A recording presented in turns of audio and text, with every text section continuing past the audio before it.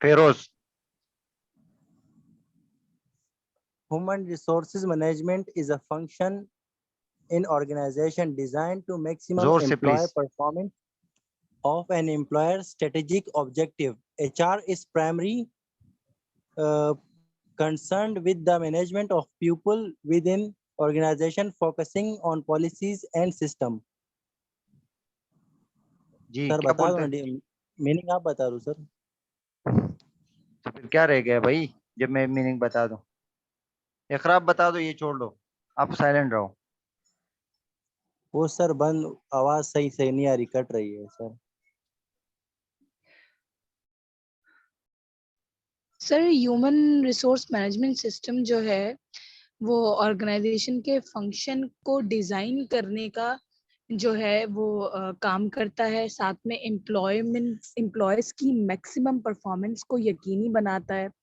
इसके साथ साथ इसकी जो प्राइमरी कंसर्न है वो मैनेजमेंट है पीपल के साथ within the organization. Focus जो किसी भी ऑर्गेनाइजेशन के अंदर ह्यूमन रिसोर्सेज होते हैं, जैसे एम्प्लॉयज होते हैं हमारे पास, जो इंसानों के तहत मतलब एज अ ह्यूमन रिसोर्स के तौर पे काम कर रहे होते हैं, तो वो उससे डील करता है। एचआर मैनेजमेंट पॉलिसीज बनाता है और एक सिस्टम को बनाता है। सही है। एचआर मैनेजमेंट में जो मेन फोकस होता है वो क्या है? Focusing on policies and systems. ये खास, इसमें खास वर्डिंग है। सही है। दूसरा क्या है? Core elements of human resource management. Organization exist to serve the people, not the opposite. क्या मतलब है? लोगों की खिदमत करना है। सही है। सर हम समझते हैं ना कि जो एचआर वाले हैं वो हमारे साथ बुरा कर रहे हैं, उन्होंने इसको निकाल दिया या फिर ये सिस्टम कर दिया, तो वो हमारे अपोजिट नहीं होते। उसके पीछे भी कुछ पॉलिसीज होती हैं जिसके तहत वो काम कर रहे होते हैं। उनका काम हमें सर्व करना है, ना कि हमारे अगेंस्ट काम करना। People and organization need each other. एक दूसरे की नीड होती है। जैसे बता दूं, employees need career, organization need the energy of people. जी सर, जैसे ह्यूमन रिसोर्स मैनेजमेंट वालों को हमारी नीड है और हमें उनकी नीड है। एक एम्प्लॉय को अपना कैरियर बनाने के लिए किसी अच्छे ऑर्गेनाइजेशन की नीड होती है, और ऑर्गेनाइजेशन को अपने एम्स को फुलफिल करने के लिए एनर्जेटिक लोगों की जरूरत होती है। सही है। रिकॉर्डिंग में चल रहे तो आप तेज बोलो। Okay. When the fit between the individual and the मैं बता रहा organization हूँ, is poor, इंग्लिश में बता रहा हूँ, खैर है। तो क्या इसका एग्जाम्पल बताओ कि एक दूसरे की नीड है। फॉर एग्जाम्पल आप लोग डबल करते हो, तो डबल के लिए कौन आपको मनाता है? हॉस्पिटल नीड और ये सब सर यही एचआर चल वाले ही मनाते हैं, बिल्कुल, ताकि एचआर वाले ही आपको जो है वो एक्सरसाइज करते हैं ताकि आप मजीद अपनी एनर्जी उनके ऑर्गेनाइजेशन में देकर फिलहाल के लिए काम को यकीनी बनाएं, और उसके नतीजे में आवाज गायब। सही है। When the fit between the individual and the organization is poor, they exploit and both become victim. अगर दोनों इंडिविजुअल और ऑर्गेनाइजेशन में जो फिटिंग है या एडजस्टमेंट है वो क्या हो जाए, खराब हो जाए, तो फिर क्या हो जाता है? इसकी वजह से विक्टिम हो सकती है, खराबी आ सकती है। When they fit, जब एक दूसरे को एडजस्ट करते हैं तो दे बोथ विन, तो खुशी वाली जिंदगी गुजार सकते हैं। फॉर एग्जाम्पल, अगर मैं AKU में जॉब करता हूँ, अगर मैं ऑर्गेनाइजेशन के साथ फिट हो गया, जब भी बुलाए मैं खुशी के साथ इस ड्यूटी को मैं करने के लिए जाता हूँ जब भी बुलाता है, और वो टाइमली मुझे छुट्टी देता है और मुझे कुछ ना कुछ फैसिलिटेट करता है, तो ये क्या है? दिस इज द फिटिंग है। लेकिन फॉर एग्जाम्पल मुझे रूटीनली बेस पे मुझसे डबल करवा रहे हैं, मुझे एवरी वीकली मुझसे 3 और 4 नाइट ही कराए, तो this is a poor adjustment है। सही है। पोर एडजस्टमेंट की वजह से मुझे क्या करना पड़ेगा? मुझे छोड़ना पड़ेगा ये जॉब। तो this is the four fitting है। तो बिल्कुल ये सर, वो ऑर्गेनाइजेशन के लिए तो बेनिफिशियल है लेकिन वो एम्प्लॉय के लिए बेनिफिशियल नहीं है। तो तो ये बेनिफिशियल है एक तो वो दूसरे क्या के देख रहे हैं? This is the adjustment between the organization the people. तो आप इस तस्वीर को भी देख लिए, एक तरफ से फिटिंग है, दूसरा क्या? अनफिट है। One person is isolated. तो क्या आप ये 3 पीपल, फॉर एग्जांपल आप हॉस्पिटल ले लो, ये फिट है, लेकिन अगर ये दूसरा क्या एडजस्ट नहीं कर पा रहे तो उसको छोड़ना पड़ेगा ना। द पीपल और the person will be take the resign from their job. सही है। अभी यहाँ पर आ जाओ, ह्यूमन रिसोर्स स्ट्रेटजीज। इसकी क्या स्ट्रेटजीज हो सकती है? सर ये प्यूपल में इन्वेस्ट करते हैं, प्यूपल्स को, अपने एम्प्लॉयज को ट्रेन करते हैं, उनको एजुकेट करते हैं मुख्तलिफ CMEs के जरिए, मुख्तलिफ ट्रेनिंग प्रोग्राम्स के जरिए, ये इसके फंक्शंस में ये डेवलप करते हैं ह्यूमन रिसोर्स के पूरे मैनेजमेंट सिस्टम को। और ये लोगों को जो है वो खुद मुख्तारी देते हैं और उनकी पार्टिसिपेशन से, कोलैबोरेशन मेथड के साथ वो अपनी पॉलिसीज को लेकर चलते हैं। इनका जो फोकस होता है वो जॉब एनरिचमेंट पर होता है और This is the job main point. Enhancement पे होता है। सही है। इस पीपीटी में से ये पॉइंट जो है जो इम्पोर्टेंट है कि what are the strategies for HR strategies, HR की क्या क्या स्ट्रेटजीज होते हैं, तो दीज आर द इम्पोर्टेंट। ये जो दूसरे हैं रिक्वायरमेंट, सिलेक्शन, एम्प्लॉयमेंट, लेजिस्लेशन और डिसिप्लिन, इसके लिए हम यहाँ पर बात करते हैं। वो क्या है रिक्वायरमेंट, किसे कहते हैं? सर रिक्रूटमेंट का मतलब होता है कि जॉब की वैकेंसीज के लिए हायरिंग लोगों को हायर करना, हायरिंग करना जी, एक मुख्तलिफ प्रोसेस के जरिए लोगों को रिक्रूट करना, उनकी भर्तियां करना और फिर जो है वो मुख्तलिफ मराहिल से गुजार कर, स्टेप से गुजार कर उन्हें सिलेक्ट करना। जी, और सर ये मैं पढ़ूं? हाँ पढ़ो, जल्दी Sir- पढ़ो, फिर कोई और आएगा। अच्छा, the process by which a job vacancy is recognized and possible employees are notified. Recruitment एक ऐसा प्रोसेस है जिसके लिए जॉब देखा जाता है और पॉसिबल बनाया जाता है कि एम्प्लॉय को नोटिफाई किया जाए। Main form of recruitment through advertisement. इसकी रिक्रूटमेंट जो है वो एडवर्टाइजमेंट के थ्रू होते हैं, वो एड्स दे देते हैं न्यूज़पेपर्स में, मैगजीन्स में, ट्रेड्स में, पेपर में, या फिर इंटरनल वैकेंसीज को नेक्स्ट पॉइंट जॉब के डिस्क्रिप्शन। अंदर ही जी। तो जॉब डिस्क्रिप्शन जो है outline of the role of the job holders, कि आपने क्या काम करना है, जो आपकी JDs बनी हुई हैं ये सर उस पर डिपेंड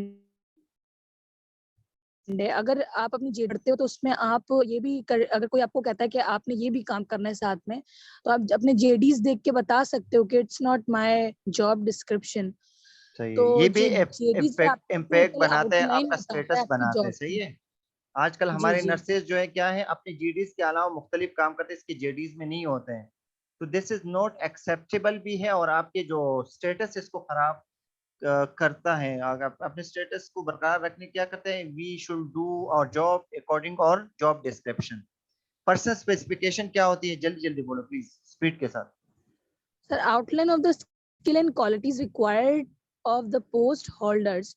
सर ऐसी स्किल्स आउटलाइन की जो क्वालिटीज बताए और वो रिक्वायर्ड होती है उसमें कि आपके स्पेसिफिकेशन का मतलब है कि आप किस चीज में माहिर हो पहले से और आपका पास्ट में एक्सपीरियंस किस चीज पर है, तो वो आउटलाइन देखकर उस बंदे को उसी जगह फिट करते हैं, right person to the right hospital की प्लेस। बताओ, हॉस्पिटल की यस सर, मिसाल दो। Right person to the. अगर कोई पीट्स का जो है एक्सपीरियंस रखता है तो वो उसे डायरेक्टली मेडिकल ICU में नहीं छोड़ेंगे, वो फिर उसको पीट्स ICU के लिए सिलेक्ट करेंगे। तो वो पर्सन स्पेसिफिकेशन का मतलब right person to the right place है। और so according to applicant teaching में भी यही होनी डेमोन्स्ट्रेट। चाहिए। अगर टीचिंग जॉब करते हो जो भी हो, तो person specification is most impact है। सही है। वो अच्छा पढ़ाएगा तो जी स्टूडेंट अच्छे बनेंगे, तो पर्सन स्पेसिफिकेशन मोस्ट इम्पैक्टिव है। लेकिन हमारे पाकिस्तान में ये भी वो अप्लाई नहीं करते हैं। वो मेरे ख्याल से वो कौन से स्पेसिफिकेशन कराते हैं जिसपे वो सिलेक्शन करते हैं, कोई बता सकता है कौन सी स्पेसिफिकेशन पे वो लोग सिलेक्शन करते हैं? सर, वो अपनी रिक्वायरमेंट्स के तहत पैसों की स्पेसिफिकेशन करते हैं कि इसको ये स्पेसिफिकेशन भाई, काम। स्किल्स हमारी पैसों की स्पेसिफिकेशन पे करते हैं। आगे जाओ। अच्छा, एप्लीकेंट्स में सर ये डेमोन्स्ट्रेट सूटेबिलिटी प्लीज, आपकी तरफ से एप्लीकेशन बहुत लेटर आवाज और आ रही है। करिकुलम। आसिया मेराज, ये कौन है? Please silent. एप्लीकेंट्स में डेमोन्स्ट्रेट यार सुटेबिलिटी। सो एप्लीकेंट जो होते हैं वो डिमॉन्स्ट्रेट करते हैं अपनी सूटेबिलिटी को, और वो करते हैं थ्रू एप्लीकेशन फॉर्म्स, लेटर या फिर सर्कुलम विटाए। जिस तरीके से हम एप्लीकेंट्स होते हैं अप्लाई करने वाले किसी भी जॉब के लिए, तो वो इस मेथड को अप्रोच करते हुए उस जॉब वैकेंसी के लिए अप्रोच कर सकते हैं। सर अभी सिलेक्शन जहांगीर का बताओ, प्रोसेस। जहांगीर सिलेक्शन स्टार्ट करो प्लीज। सर सिलेक्शन में हम जो इट मुख्तलिफ वेरीज किस्म के अकॉर्डिंग टू तरीक़ाकार हैं। ऑर्गेनाइजेशन। यस सिलेक्शन सर, का हाँ, तरीकाकार जो है हर ऑर्गेनाइजेशन का डिफरेंट मुख्तलिफ होता डिफरेंट है। होता है। कोई इंटरव्यू के ज़रिए करता है, या कुछ कोई एप्टीट्यूड टेस्ट के जरिए करता है, कोई और कोई पर्सनालिटी टेस्ट पैसों करता के है, जरिए करता है कोई पैसों के जरिए करता है, और कोई कोई करप्शन के जरिए करता कोई जो है, है कोई फीमेल रिश्वत के के जरिए, जरिए करता फीमेल है। जो होते हैं उन लोगों को कुछ इदारे ऐसे होते हैं कि they are highly attractive towards hiring for the females.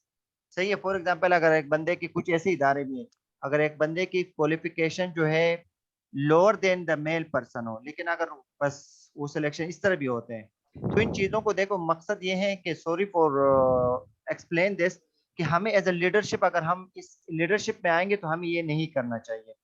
क्योंकि क्या करना है, quality of education, quality of employment तब बनेगी जब आप क्या कर सिलेक्शन में क्या करोगे, इंसाफ करोगे। मेरिट लाओगे। हाँ, मेरिट्स के लिहाज से। चलो सिलेक्शन इंटरव्यू, मेरिट बेस्ड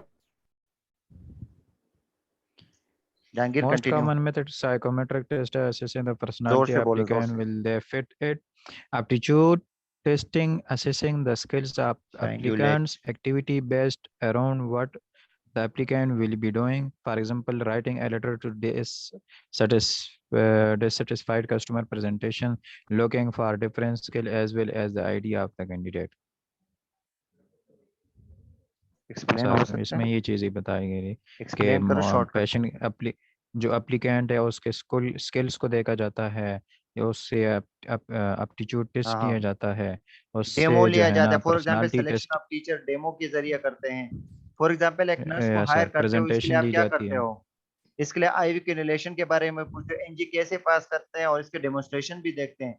तो these are the selection methodology by which we select the person और हायर द एम्प्लॉयमेंट। सही है।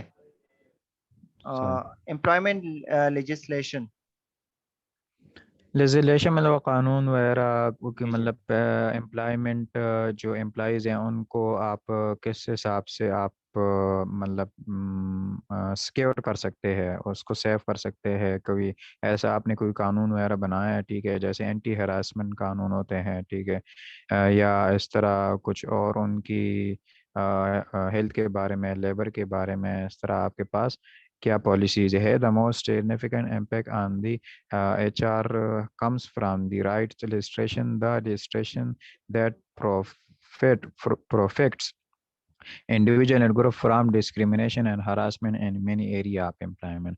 ये इस तरह के कानून बनाना ताकि आपके एम्प्लॉयमेंट डिस्क्रिमिनेशन से बचे, हरासमेंट से बचे। हरासमेंट इज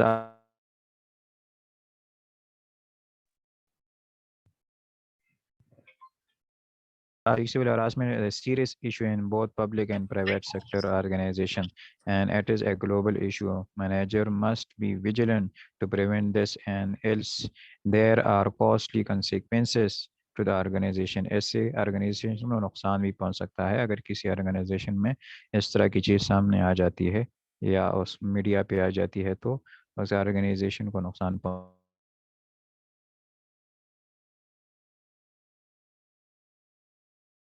लेबर एम्प्लॉज़ के हेल्थ के बारे में क्या कवानीन है, लेबर उसके कितना काम लेना है, कितने घंटे काम लेना है, 8 घंटे लेना है, 12 घंटे लेना है, ठीक है, टाइमिंग वगैरह ये सारा लेजिस्लेशन में अंदर आता है। Next sir. आपको पता है कि हमारे पास ऐसे लोग भी हैं कि एज एचआर में मैनेजर लेवल के लोग भी इस तरह के वो कर सकते हैं, और ये देखे भी गए हैं। तो अगर मैनेजर लेवल का पर्सन इस तरह करेगा तो how to prevent from this type of activities, हमें क्या करना है एज एम्प्लॉयमेंट। कोई भी जवाब दे सकते हैं प्लीज, ये जहांगीर सिर्फ नहीं है इसके। सर हम उन्हें हायर अथॉरिटीज को रिपोर्ट कर सकते हैं। तो इस पे खामोशी, साइलेंसी जो है नहीं करना चाहिए। सही है। I want to print this thing. सही है। तकरीबन हमारे पास मेजोरिटी ऑफ द पीपल जो है हायर लेवल के लोग होते हैं, जो भी होते हैं, या नहीं। आप लोग एग्री करते हो या नहीं इसके साथ, मेरी बात के साथ। एग्री करते हैं सर, सही है। बहुत सारे सामने भी नहीं आती चीज़ें। हाँ, डिसिप्लिन, जल्दी जल्दी प्लीज। कोई डिसिप्लिन भी और, होना चाहिए किसी ऑर्गेनाइजेशन में, कोई डिसिप्लिन और जरूरी है हिस्सा थ्रू लेना चाहते हो वाइड तो रेंज बता of procedure step and dealing with the work place conflict and formal meetings के जरिए आप डिसिप्लिन को मेंटेन कर सकते हैं। अगर किसी ने वार्निंग वगैरह। डिसिप्लिन तोड़ा है फॉर तो आप एग्जाम्पल कोई लेट वार्निंग आ रहा वगैरह हो, दे सकते हैं, कोई जल्दी रिटर्न जा रहा हो। वर्बल दोनों और सही है। कंप्लेंट प्रोसीजर, इसके अलावा डिसमिस भी अगर बहुत ज़्यादा कोई इशू है डिसमिसल। तो आखिरी जो है ना इसका हल यही है कि dismissal occur when an employment terminate employee's contract, thus as formal disciplinary action should be necessary if informal methods have failed to resolve the problem, as dismissal should be the last resort and term of approvals. क्या मतलब? ये dismissal का मतलब ये sir, अगर किसी भी formal informal तरीके से मसले हल नहीं हो रहा तो फिर आखिर हल डिसमिसल ही है, मतलब नौकरी से निकाल देना। सही है। Next sir. और कोई कमेंट्स देना नेक्स्ट सर। चाहते हैं डिसमिसल पे? Development employee can be regarded as the valuable assist, a source of motivation, a source of helping employees to fulfill their potential. Development का मतलब है कि जो एम्प्लॉयज डेवलपमेंट है उसमें उसको मुख्तलिफ किस्म वैल्यूएबल की ट्रेनिंग। असेट्स के साथ डेवलप करना है, mean a source of motivation देना चाहिए, a source of helping the employee fulfil their potential. क्या मतलब है कि एम्प्लॉय को हेल्प करना है कि जो इसकी नीड वगैरह इसको फुलफिल करना है। ट्रेनिंग से सिमिलर टू द डेवलपमेंट है, ये भी डेवलपमेंट का पार्ट है ट्रेनिंग, जो मैं जिसमें क्या है provide new skills for the employee, keeps the employee up to date करना चाहिए with change in the field. जैसे हॉस्पिटल में आप लोगों का अप टू डेटिंग वो जो पॉलिसीज वगैरह जो नए नए एडवांसमेंट आ रहे हैं, जैसे फॉर एग्जांपल आप लोगों का ACLS के हवाले से इन्फेक्शन कंट्रोल ट्रेनिंग वगैरह ये कराते रहते हैं जो अप टू डेट वगैरह आ रहा हो। एम्स टू इम्प्रूव, हमारा मकसद क्या है ट्रेनिंग का? एम टू इम्प्रूव, एफिशिएंसी बढ़ाना है, और कैन बी एक्सटर्नल भी हो सकते हैं, इन हाउस ये ट्रेनिंग वगैरह हो सकते हैं। और these are the leading cause for what development of the employment. दूसरा कौन सा है? Reward system. रिवार्ड सिस्टम क्या है प्लीज कोई और बता सकता है? रिवार्ड। कोई और प्लीज, जहांगीर के अलावा। मैं कंटिन्यू करूं? नहीं नहीं, कोई और अगर इंटरेस्टेड है तो सही है, वरना मैं। एनीवन? शाहीन? अनीता। जी अनीता बता दो। सर रिवॉर्ड सिस्टम में ये होगा कि कोई अगर कोई काम अच्छा कर रहा है तो एम्प्लॉय को जो है वो कोई appreciation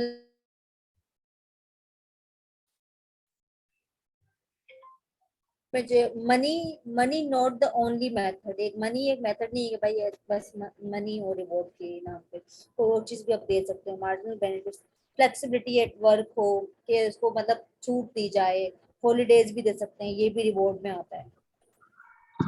ji What is good marginal benefits? Good. Marginal benefits का मतलब कोई और बता सकते हैं प्लीज? जो भी बता रहे हैं इसका जवाब दो। मार्जिनल बेनिफिट्स किसे कहते हैं? सर जो बेनिफिट से उनको मार्जिनल बेनिफिट्स इसको कहते हैं सर्टिफिकेशन कोर्स वगैरह करवाना। These are the marginal benefits. सही है। ट्रेड यूनियन किसे कहते हैं please? Trade union importance of building relationship with employee representatives. सही है। रिलेशनशिप क्या मतलब है? ये इंपॉर्टेंस है जी। कोई बता सकता है ये ट्रेड यूनियन? कोई भी नहीं बता रहे भाई।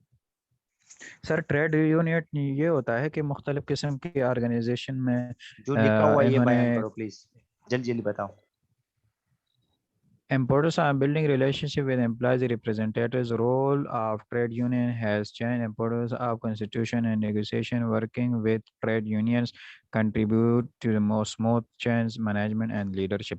जो किसी भी ऑर्गेनाइजेशन के मैनेजर्स होते हैं तो एक लेबर जितनी भी होते हैं उन्होंने एक लीडर मुख्तस किया होता है पहले किस अपने लिए जमाने में था, लेकिन ताकि। आजकल ये इतने इफेक्टिव नहीं है। सही है, ट्रेड यूनियन वगैरह। जी सर। जी सर। मुख्तलिफ किस्म की यूनियन उन्होंने बनाए होते हैं, उसका एक लीडर होता है जो हाँ भी हाँ, एम्प्लॉयज़ की जितनी भी बस सही है। प्रॉब्लम मसाइल इट्स होते एनफ। हैं वो हायर प्रोडक्टिविटी। तो अथॉरिटी के इंटरेस्ट पास लेके होता है जाता है। उसको बढ़ाते हैं मेंबर सही है। के। Productivity, measuring Measuring performance, performance, how to value the workers constitution, difficulty in contribution. measuring some देखो types of हमारे पास output ये especially। हमारे पास ये वीकनेस है कि हम वैल्यू ऑफ वर्कर कंट्रीब्यूशन को हम मेजर सही नहीं करते हैं, जिसकी वजह से हमारा एम्प्लॉय जो है वो क्या होता है, डिससेटिस्फाई होता है। तो सबसे पहले क्या करते हैं, value the worker to their contribution, ये कंट्रीब्यूशन करना चाहिए। फिर difficult in measuring some types of output, specially in the service industry में भी हम ये मेजर नहीं कर सकते सही, तो इसलिए उन लोगों को हम प्रोडक्टिविटी का आउटकम नहीं देते हैं। 30। फिर हमारे पास एक मेथड है appraisal, expected to easy going involve the worker and a nominated appraiser। फिर हम क्या करते हैं इस अप्रेजल में, हम वर्कर को और नॉमिनेटेड अप्रेजर को क्या करते हैं, इस बंदे को क्या करते हैं, दोनों को बुलाते हैं और फिर इसको बताते हैं, इसकी वीकनेस और स्ट्रेंथ बताते हैं। आप लोगों को हॉस्पिटल में भी अप्रेजल मिलते रहते हैं या नहीं? आप लोगों की वीकनेस क्या है, आपको क्या करना है, क्या इंप्रूवमेंट लाना है। तो जब भी इसी वजह से, अगर ये अप्रेजल का कंसेप्ट की वजह से आप फिर क्या करते हो, फॉर द नेक्स्ट टाइम आप कोशिश करते हो कि मुझे एक्सीलेंट मिले, और इस अप्रेजल के बेस पे वो क्या करते हैं, आप लोगों के जो इंक्रीमेंट लगते हैं, इसकी वजह से आप लोग अच्छा काम करते हो इंटरेस्ट के साथ। सही है, दिस इज द प्रोडक्टिविटी। और कोई? मोटिवेशन। तो मोटिवेशन क्या है? Employees to perform up to their potential के तौर पे काम करना है। Factor way in which you can motivate employees, वो फैक्टर्स ऐसे काम करना है जिसकी वजह से आप अपने एम्प्लॉयज को मोटिवेट कर सकते हो, इंटरेक्शन कर सकते हो। यानी आप इंटरेक्शन की वजह से क्या करते हो, talk to your employees regularly, recognition and appreciation. बाद लोग ऐसे होते हैं, हमारे कुछ लोग ऐसे होते हैं को अपने एम्प्लॉय को जानते तक नहीं है, लेकिन अगर आप इसके साथ बातचीत वगैरह, इसको रिकॉग्निशन करते हो और इसको अप्रिशिएट करते हो, तो it's the effective motivation forward for employ. A job well done should be appreciated and encourage, ये भी हो सकता है। और हमारे पास these are the components of the health resource system. हमारे पास कंपोनेंट्स है जिसके स्टेप्स आप लोगों को लाजिमी याद करना है, ये एग्जाम के लिए इंपॉर्टेंट है। ह्यूमन रिसोर्स प्लानिंग है, फिर हमारे पास रिक्वायरमेंट और क्या है, डिक्वायरमेंट, ये this is the opposite of employment. यानी फॉर एग्जांपल आपका कंपनी जो है खसारे की तरफ जा रहे हैं, तो आप क्या करते हो, लोगों को निकाल लेते हो, या और एम्प्लॉय को क्या करते हो, लेना बंद कर देते हो। इसको क्या कहते हैं, डिक्वायरमेंट कहते हैं। और सिलेक्शन कर लेते हो, फिर सिलेक्शन के बाद फिर ओरिएंटेशन होती है लोगों की, फिर ट्रेनिंग और डेवलपमेंट होती है, फिर परफॉर्मेंस मैनेजमेंट होती है, फिर कंपनसेशन एंड बेनिफिट्स होती है, और फिर क्या होता है, कैरियर डेवलपमेंट होती है। दीज आर व्हाट, कोई बता सकता है? Anyone? components of human resource management. तो ये कंपोनेंट्स को बिल्कुल जबानी याद करना होगा। सही है, these are the components. This is what, ये कौन बताएगा please? Overviews of human resource methods, please ये कोई बता दो। Metaphor for organization, human resource frame, family. Central concept, needs, skills, relationship. Image of leadership, empowerment. Basic leadership challenge, align कोई एक इसका organization स्क्रीनशॉट ले and low please. human needs. Organizational ethics, caring. Leadership contribution, law and affection. इसका theme क्या है sir, ये नहीं पता। इसके सामने ह्यूमन रिसोर्स प्रॉब्लम में क्या होता है, प्लीज इकरा बता सकते हो तो बता दो। Sir happy birthday to you sir. ये कौन बोल रहा है हैप्पी बर्थडे? कौन है भाई? सर आपकी बर्थडे सर आपकी आज बर्थडे है, तो मैंने बोला विश कर लूं कॉल बंद होने से पहले सर। इंशाल्लाह थैंक यू। इस तरह विश करना मुझे एक्सेप्ट नहीं है भाई, आसानी से हैप्पी बर्थडे। नहीं सर नहीं, ये तो सर जस्ट ऐसे ही बोले, तो कल हम सेलिब्रेट करेंगे सर। सर ऐसे आपने कैसे? बताया ही नहीं सर, अच्छी बात नहीं है सर। तो मुझे बताना नहीं ये होता, देखें, लोग, लोगों मुझे को भी पता पता भी नहीं था, नहीं है लोगों सर, ने ये बताया। लोगों को भी पता लग गया सर। अभी आपको दावतें मिलेंगी सर। अच्छी भाई बात ये है।